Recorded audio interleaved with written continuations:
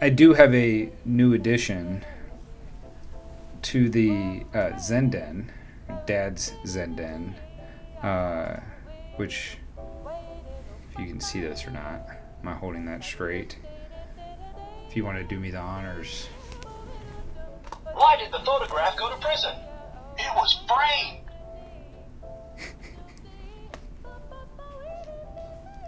We'll take it. We'll deal with that. Just set that right there. If Does you that- feel, Does that have a new one each time? yeah. or- If you, I guess it's 3,000 of them. You want to do one more? Let's get one more out there. What kind of jokes do you tell during quarantine? Inside jokes. So I'm guessing that's a post-COVID era Yeah. joke button. This is the second time that you and I have sat down, but the first time in our new Zen Den. What do you think? Yeah, it's definitely more relaxing in here. And a little, definitely not as stressful for me. A little bit more comfortable. Yes, for sure. All right, so I'm not going to throw anybody under the bus, but I'll say that it wasn't Sean. Is that? No, it wasn't me. Okay. So when we sat down, you were actually one of the last ones that we did at the old office. Yes.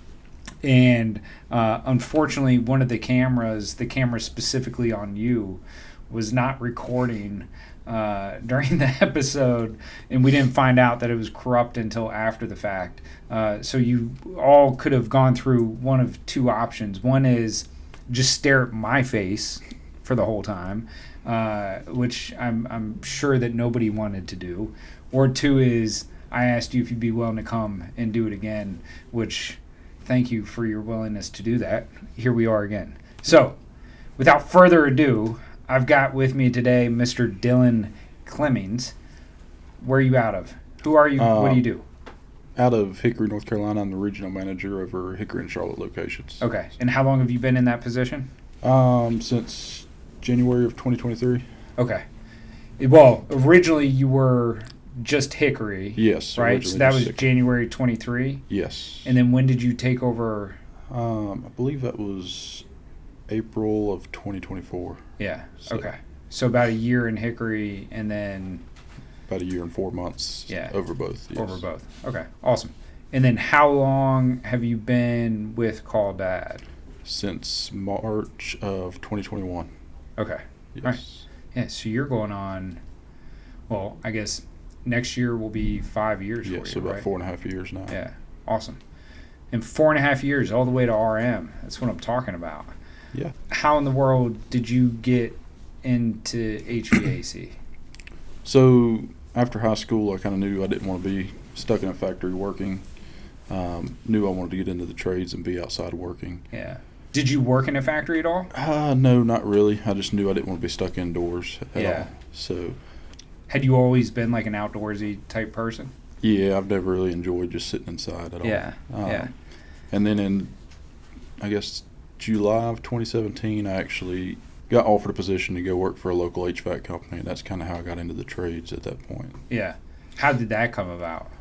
So actually, another regional manager here, David, he's the one that kind of spoke to me about it. He was already working for this company, and he called me and asked me if I wanted to get into the trade, and kind of just took him up on Yeah, the so offer. this is David Coleman, Yes, I it assume, is. who, I don't know if you noticed over here, but this may or may not be here because of that story. Okay. Not that we haven't recorded this before, and I may have known that already, but he'll be keeping an eye on you the whole time. You've known David for a lot longer than you've been in this industry, right? Yeah, so I've known David basically my whole life. Just kind of been a family friend. Yeah. Um, Family as in, like, your parents were no, friends? Or he was actually friends with one of my cousins, and Okay. that's kind of how we met. And over the years, me and David have kind of gotten closer, and yeah. used to ride motorcycles together and all kinds of stuff outside of work. Yeah, so this is like grade school level. You guys have known each other. Yeah.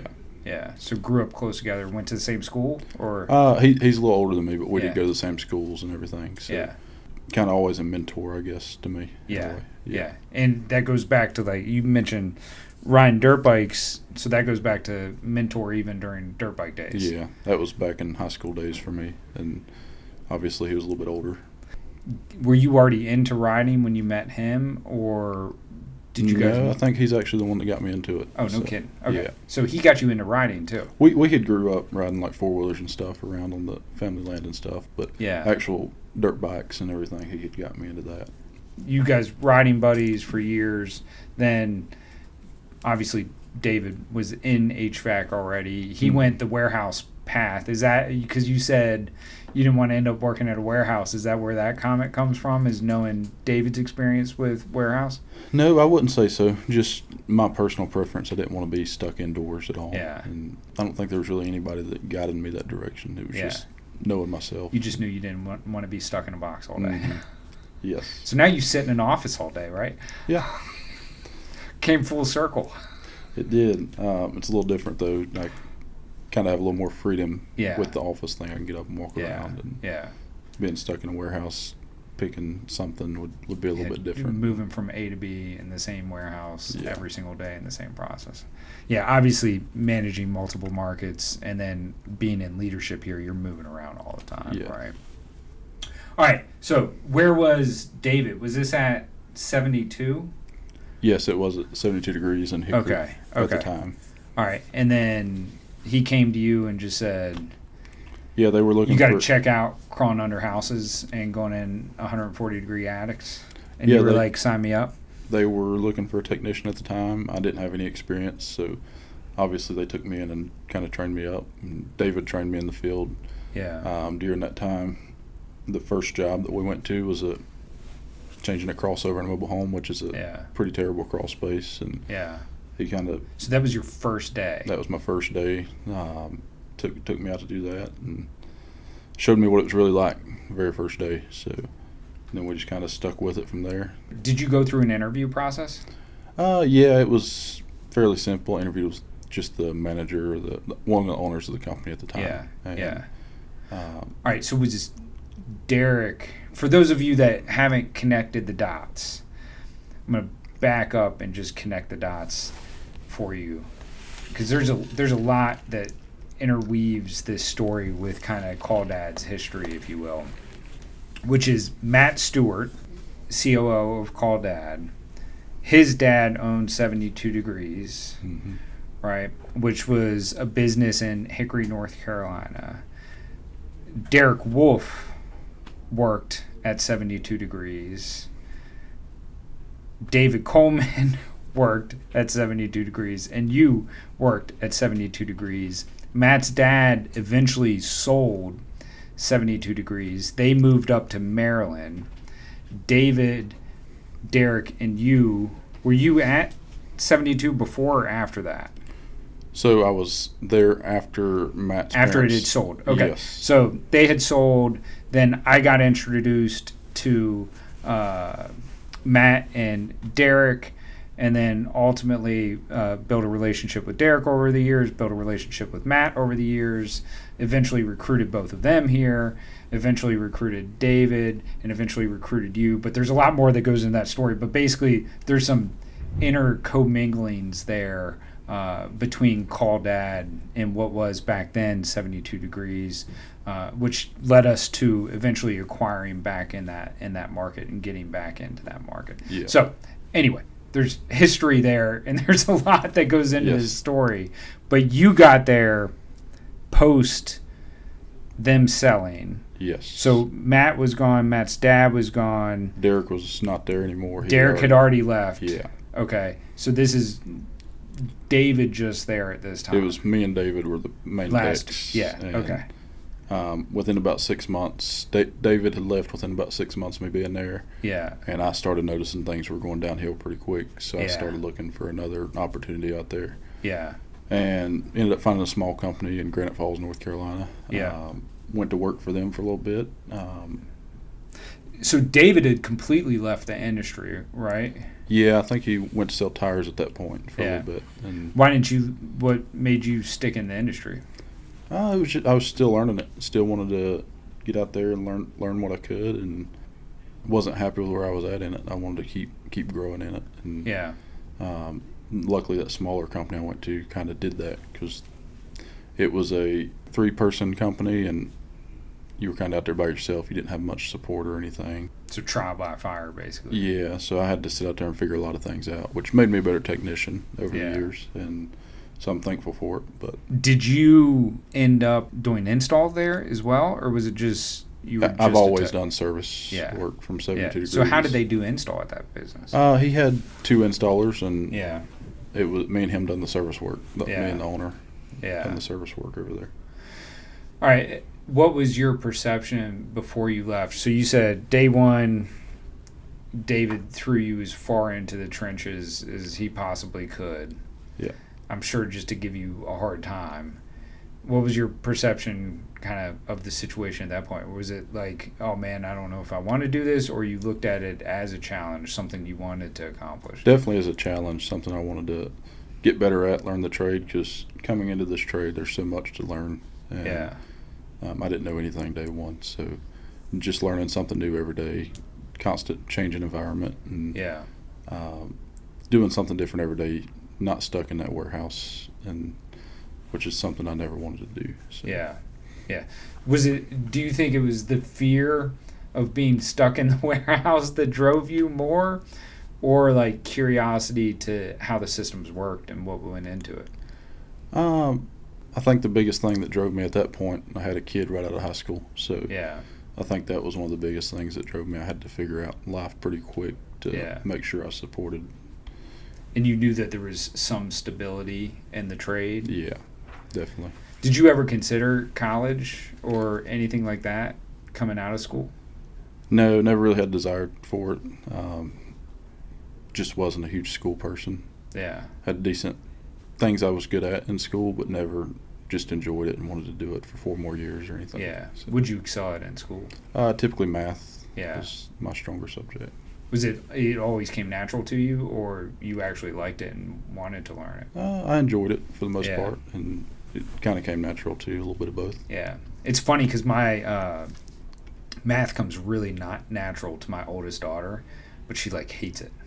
Like she says how much she hates it, but then she gets like 99 hundreds on everything. Yeah. But it's like this weird, like she has to say that she doesn't like it, even though she's really good at it, and I can't Yeah. figure out how to navigate that. As a dad, it's a weird one. Yeah, no, it was something I enjoyed all the way through high school. That's pretty cool Yeah. to know that you like something, especially I have this argument with my wife all the time, but I think math is way more important in life than English because there's so much technology out there that Yeah. helps you with English, but like basic understanding of math, if you don't have that, it's really hard to teach at an older age. Yeah, definitely. Did you find that helped you in this trade, understanding math? Not till I got into the management position. Because, the financial side of it is where it really starts to help Yeah. out. And still don't understand all of it as far as the financial side of it goes. But Yeah. definitely basic math knowledge helps out quite a bit. Yeah, yeah. Back to 72, when David left, how many techs were left there? It's just me at that point. So you were the only tech there, Yeah. and you lasted another 6 months as the only tech? No, so I'd say me and David were there 4 to 5 months together. Yeah, And then I was there about a month after David After. left. yeah. And that's when I found another opportunity. So were you there when the business closed its doors? No, so I was there for about a month after David had left, and then about a month after I left is when they closed their doors. Yeah, Yeah. yeah.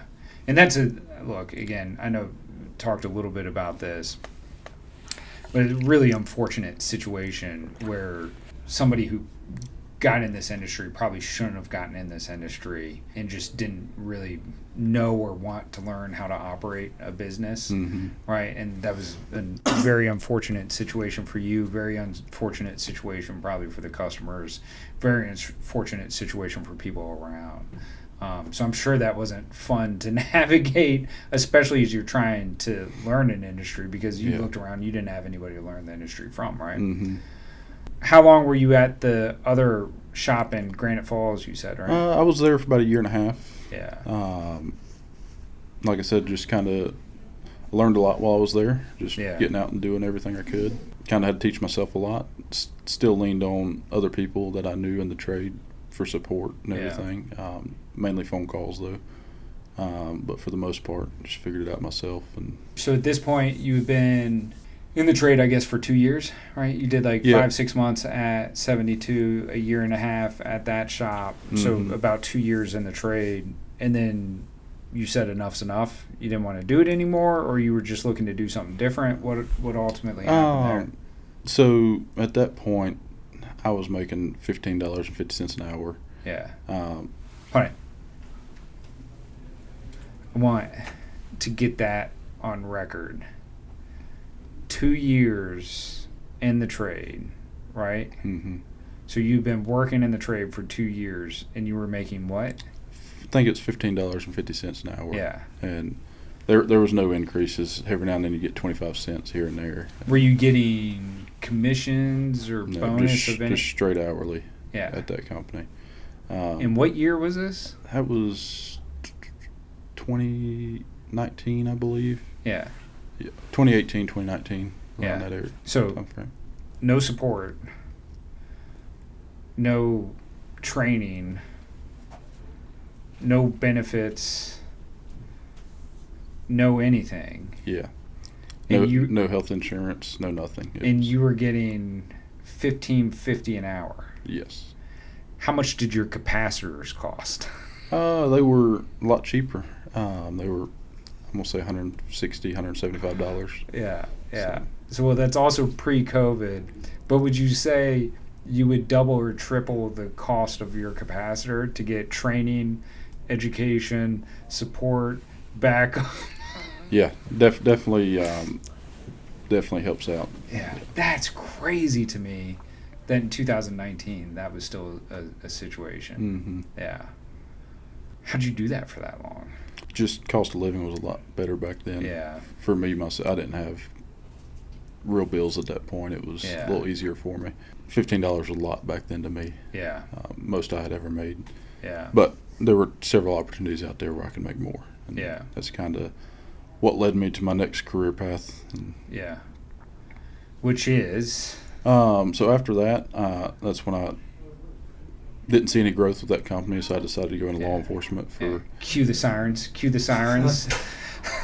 for a little bit. Done that for about 2 years, and kind of same thing. Not huge. So wait, like, were you just laying in bed one night and you saw a cops video and you were like, "Oh, that's me"?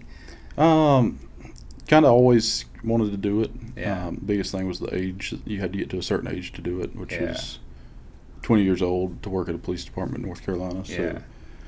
I done some ride-alongs growing up and everything. Yeah.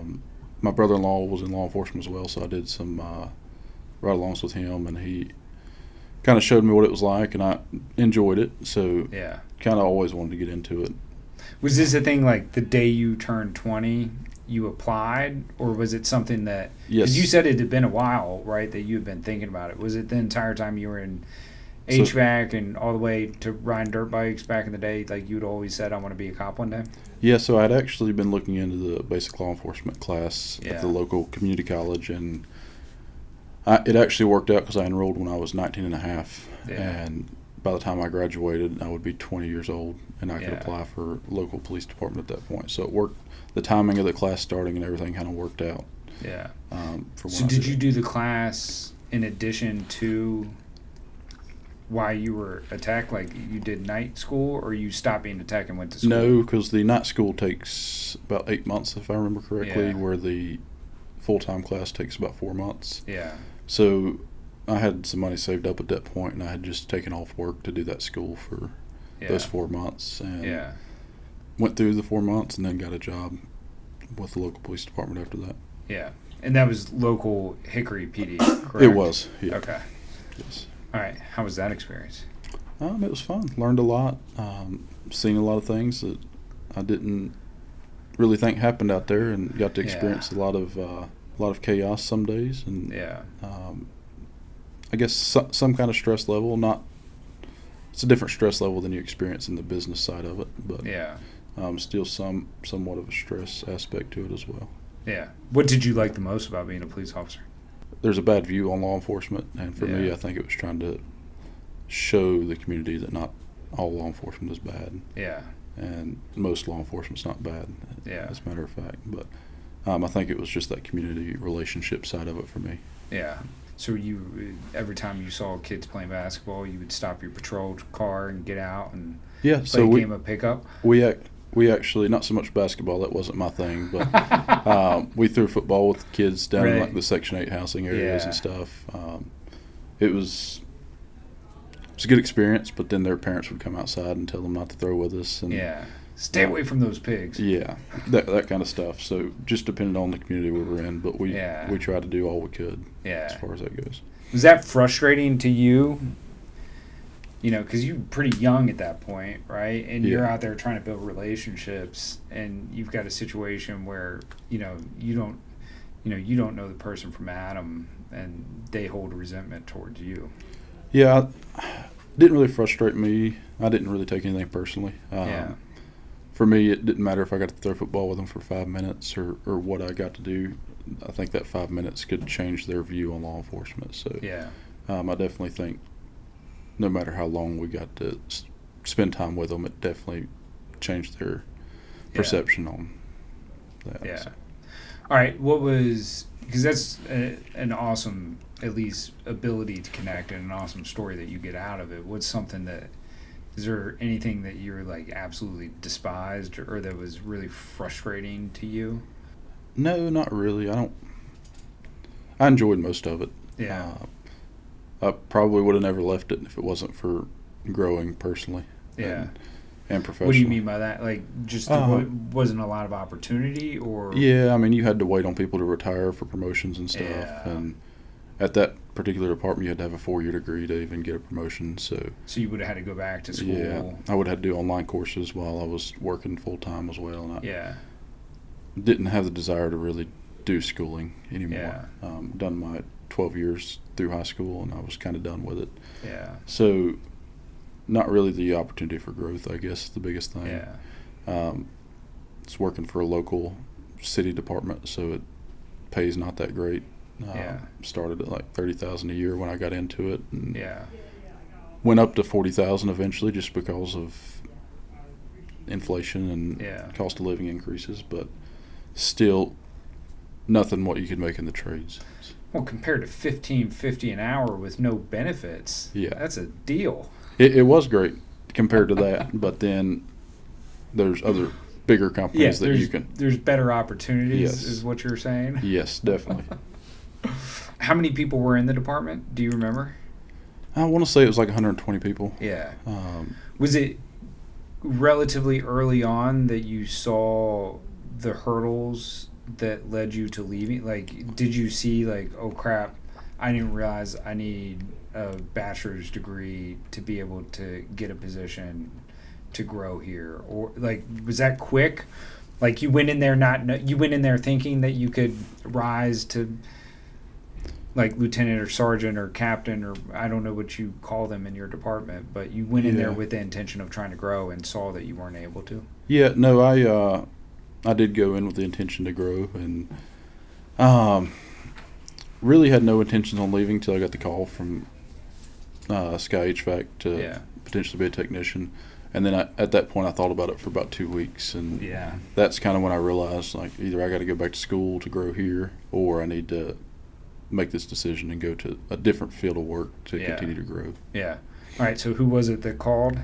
It was David. Had got out of the tire business, and he went back to work for Sky HVAC, and they were needing a technician, so he gave me a call and asked me if I'd be willing to come back over to it. Yeah. So. Can you imitate that call for me? I don't really remember. I think he just said, "You want to get out of law enforcement, come back to HVAC." It was something along those lines. But just, hey man. Yeah. I don't remember exactly what was said, but it was a pretty basic phone call. Yeah. And you said it took you about 2 weeks to decide whether you wanted to do it or not. Yeah. It was just some discussions with my wife and everything, and trying to get that figured out and see what was best for the family at that time. Yeah. So you've been out for 2 years, get back, and then, you're back to teching day one. Yeah. Was it a grind, easy, hard? No, I mean, it was a pretty easy transition back into it. We had to stay in, like, pretty decent physical shape to be at the police department and everything. So it wasn't like I was going back into anything that was super difficult to work at or anything. Yeah. Maybe the transition back to just a civilian lifestyle, if that makes sense, is a little different. Showing up to people's houses that you've arrested before and stuff. Yeah. So that was Without a gun. Yeah. So it was with gauges instead. Yeah. So it was definitely, that transition was probably the more difficult one. All right, so I just want to clarify this. That's happened before? It has. You've been to the same house that you've arrested somebody? Yes, it has. I was on a service call in Hickory when I was a tech, and did they remember you? I've never luckily heard this they were story. sleeping on the couch. So it was the mom's house, and the guy that we had arrested a bunch, he was asleep on the couch. It was a local druggie, I guess you would say, and been arrested probably 120 times. Oh my gosh. Luckily he was sleeping on the couch when I showed up, and I just made a quick service call and got out before he woke up. So. You're like, let me get this fixed. I'm ignoring any playbook on this one. Yeah. Other than that, is that the only time that that's happened? I think so. I've been to some houses where I've had to deal with other stuff, but that was the only time I've seen a person that I had to deal with. So. That is gold. I can't believe you've never told that story before, or at sure, least not to me. Yeah, I've told a few people, but that's pretty funny. Sorry that you had to go in that situation. Yeah, it was no big deal at the time. So. All right, so how did Sky feel compared to the two prior businesses that you've been at in the HVAC field? More established, but not quite as small as other companies I had worked at. At that time, it was 2 locations, so maybe max of 20 employees at that point. So it still wasn't a huge company at that point, but I could see the company was going to grow one way or another. So the biggest thing when I came here, that just having the service meetings, that was something I'd never experienced before, doing weekly trainings and reviewing performance numbers. That was something we had never looked at. Average tickets, I'd never heard of that until I came to work here. So, had you met Derek before, or was this the first time you met Derek? No, the first time I met Derek was when I came here. I was actually working in the city of Hickory and just pulled in and talked to him one day, and kind of worked out from there. Yeah. Okay, cool. And then, as obviously we went through progression of change and all of that, because you got here, as you said, this is Sky, 20 employees. I don't know your first memory of me, but I'm sure it was maybe at one of the company meetings where I'm up there spewing about all the stuff that we're going to do, all the goals that we're going to accomplish, all of that. What was your perspective over, the vision of the organization and where we're headed? I mean, it was exciting for sure to see the potential for growth in the company and seeing the locations we're going to be adding in the future and everything. I mean, in my eyes, that just shows opportunity for advancement. The more locations we add, the more open positions there's going to be for management and leadership positions. And it's definitely exciting for me. Especially compared to what it sounds like where you were coming from, where there was almost no opportunity for advancement. At least it wasn't. It was like look, there's check boxes that have to be accomplished everywhere, especially here, and as we get bigger, like, from a performance standpoint and just, things that need to be done. But there it was like, you have to get a degree or you can't advance. And you get here where it's almost like, degrees don't matter. Right. And sometimes it's better off not to have a degree, right? So was that a big shock for you? I think definitely seeing a company that was willing to take somebody that had no experience in management and develop their own leaders. I think that was a huge eye-opener for me. There's not many companies out there that would do that. So. All right, so what was your thought the first time somebody came to you with that management opportunity? I mean, I was excited about it for sure. I had actually told Derek, we went out to a job together at one point and had told him that I was interested in leadership and just kind of had to wait on the opportunity. Because for me, due to my first child, I wasn't really able to relocate like everyone else was. So kind of had to wait around for Hickory to open up, which is once we got up to, I think it was 5 locations. Yeah. And Derek went into his current role. Yeah, because what we had, so David at the time, Charleston, yeah. Raleigh, and then Winston, then Asheville. Yeah. And then at that point is when Derek went into his current role. Yeah, yeah.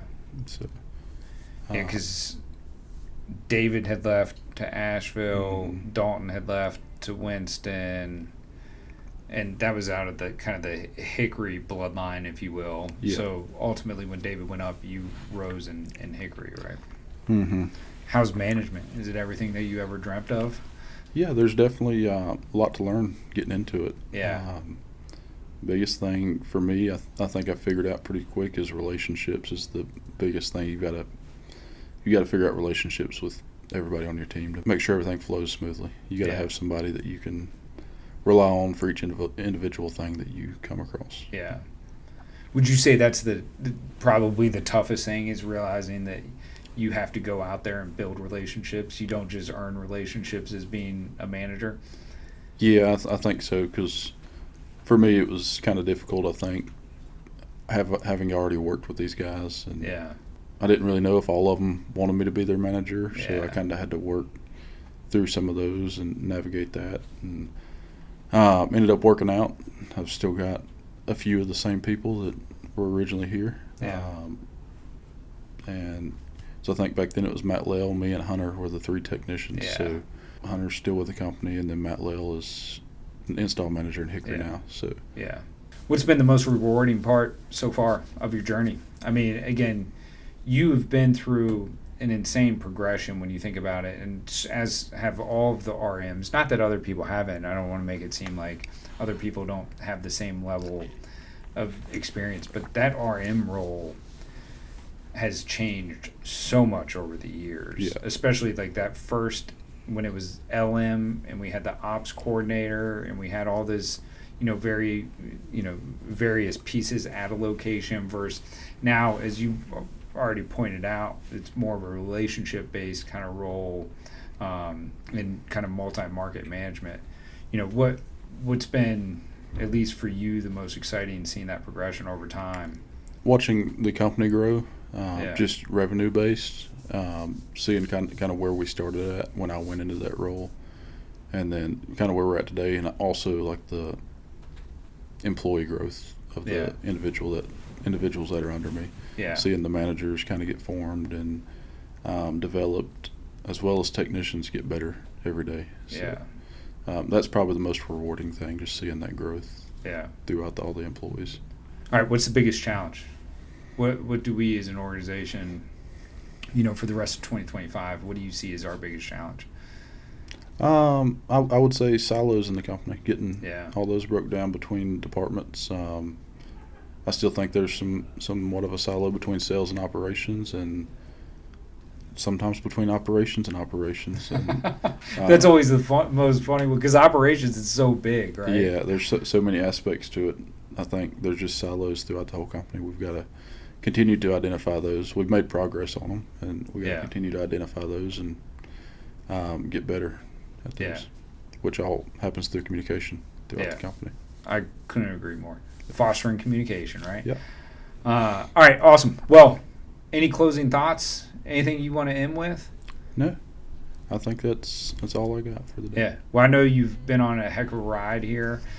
It's been exciting. It's been awesome to sit back and watch you grow. It's been awesome, as you said, to see a team now starting to grow with you and around you. And I'm really excited for not only where the organization is going, but obviously where you'll continue to take Hickory and Charlotte. So I appreciate everything you're doing. All right, I appreciate You it. want to hit us one last time? Yep. I don't trust those trees. They look awfully shady. We'll go with it. All right. Thank you, sir. I appreciate your time. All right, thank you.